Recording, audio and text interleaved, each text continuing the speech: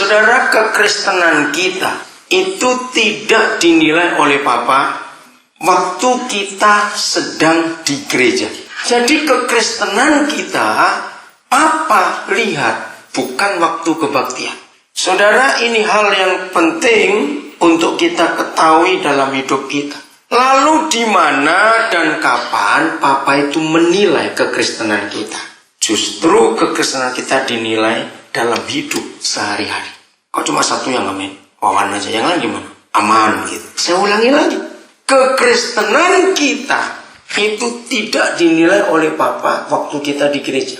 Saya mau katakan kepada saudara, jangan marah dulu. Tapi ini fakta. Waktu kita di gereja, bahkan waktu kami hamba-hamba Tuhan melayani di mimbar ini sandiwara, saudara. Jangan marah lo ya. Kira-kira ngerti nggak maksud ini? Lo jawab iya atau tidak. Suami istri rajin berantem di rumah. Kalau minggu ke gereja, senyum. Senyum. Wih, senyum dipaksa. Mana enak. Pipinya. Ngerti nggak contoh itu? Siapa tahu Senin sampai Sabtu kita di rumah ngapain? Tapi di gereja.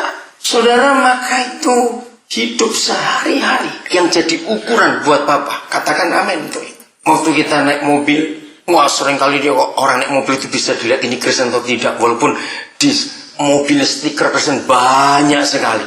Kalau diklakson orang marah nggak? Nah itu Kristennya akan kelihatan. Betul? Dipotong orang marah nggak? Nah itu percuma pakai stiker Kristen banyak-banyak. Mulutnya nggak Kristen, hatinya nggak Kristen, mobilnya Kristen. Kalau orang itu mati yang masuk surga mobilnya, orang enggak. Jadi hidup sehari-hari kita itu yang dinilai. Ayo siapa yang belanja kalau ngitungnya salah, pura-pura nggak tahu. Tapi kok ngitungnya lebih kok balik, awas. Ngerti maksud ini? Ini serius. Jadi kekristenan kita itu dinilai di situ. Belum lama kami ada pertemuan para hamba Tuhan, membahas tentang salah satu pendeta di gereja itu yang mengalami masalah percabulan. Wah, ribut besar. Saya bukan organisasi itu, pas kebetulan ikut. Terus saya bilang begini pada mereka. Dua hal ya, saya ngomong maaf. Kalau kita menggunakan KUHS, apa ya KUHS? Yuk, ada KUHP bukan? Masih ingat? KUHP itu Kitab Undang-Undang Hukum Pidana. Nah, yang hafal itu polisi, hakim, dan jaksa. Pasal sekian pembunuhan, pasal sekian perampokan, saya nggak hafal itu. Kalau KUHS saya hafal. Kitab Undang-Undang Hukum Surga. Tanya saya akan tunjukkan di pasal mana. Saya bilang pada mereka, kalau kita menggunakan hukum surga, nggak ada seorang pun di antara kita, walaupun kita pendeta, lolos dari hukum itu. Masih ingat hukum surga? Soal perzinahan, ngeri saudara. Apabila matamu, ayo teruskan, ayo. Berani ngomong. Ayo cepat teruskan. Apabila matamu melihat duit, bukan. Ayo cepat jawab, ini terusin, ayo bagaimana? Apabila matamu bagaimana? Jangan pura-pura nggak tahu lah. Ayo ngomong. Apabila matamu bagaimana? Melihat orang lain. Lalu menginginkannya. Kalau bahasa modern terangsang. Maka kamu sudah berzina dengan orang itu di pikiran. Gara-gara hukum itu saya berdoa Tuhan lebih baik buta mata ini. Supaya selamat. Udah betul nggak saudara? Ingat pasal pembunuhan buat KUHS. 1 Yohanes 3:15. Barang siapa? Ayo titik. Dia membunuh. Barang siapa apa? Kalau nggak tahu, tanyakan. 1 Yohanes 3:15. Cepat. 1 detik harus jadi. Siapa namamu? Alan. Alan atau Alan? Jangan sialan. Jangan sekali sialan itu lain lagi ya. Ini siapa ngomongin itu? Mana orangnya? Kita tangkap yuk. Ini bukan kamu lah. Dia ngomong sialan tadi siapa? Beda saudara, si Alan dengan sialan itu beda. Mana yang ngomong tadi mana? Oke. Siapa yang ngomong? Oh itu dia. Oke.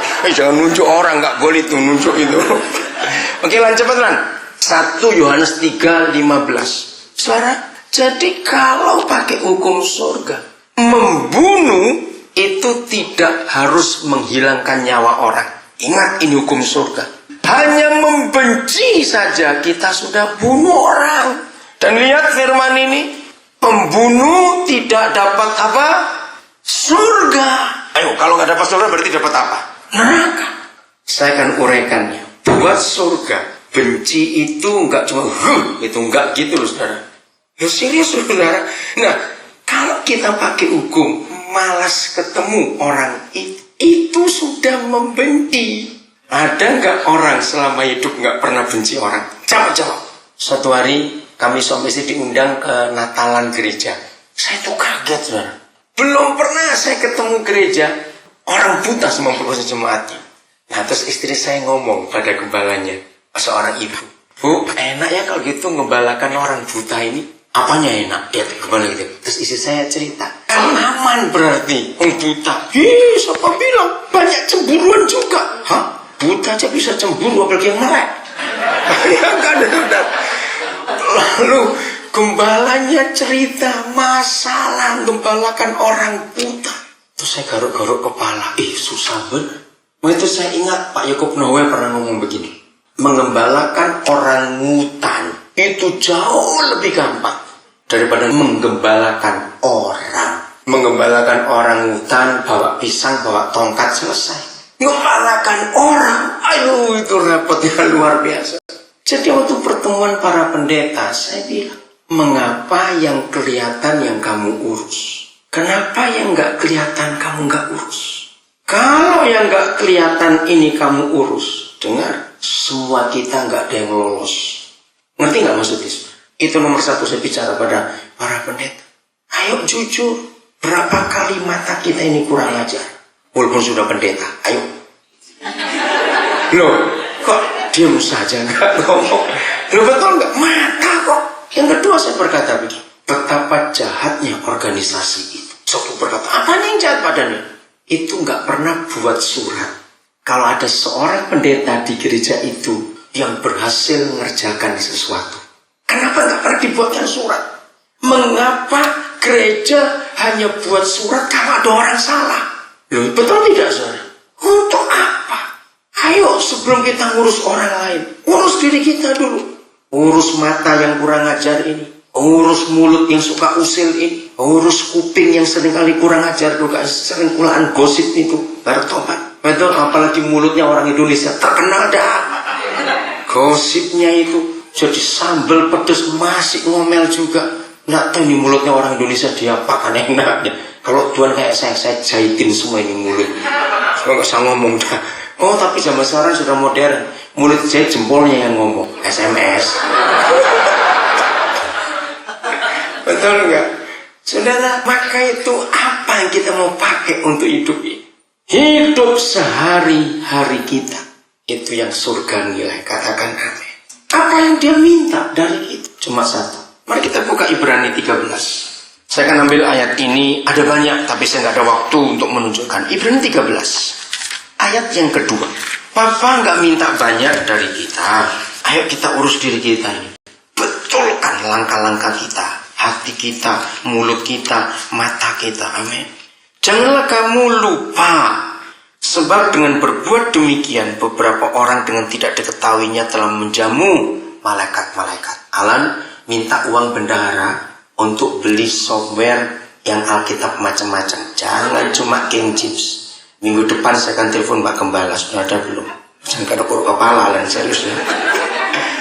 Rasul Paulus dan Rasul Petrus paling banyak berbicara tentang kata ini di Alkitab. Nanti cari surat-surat Paulus, surat-surat Petrus. Beri tumpangan. Dunia kita sekarang dunia yang terluka. Mengapa dunia kita jadi dunia terluka? Karena rejected. Penolakan cukup banyak sekarang ini.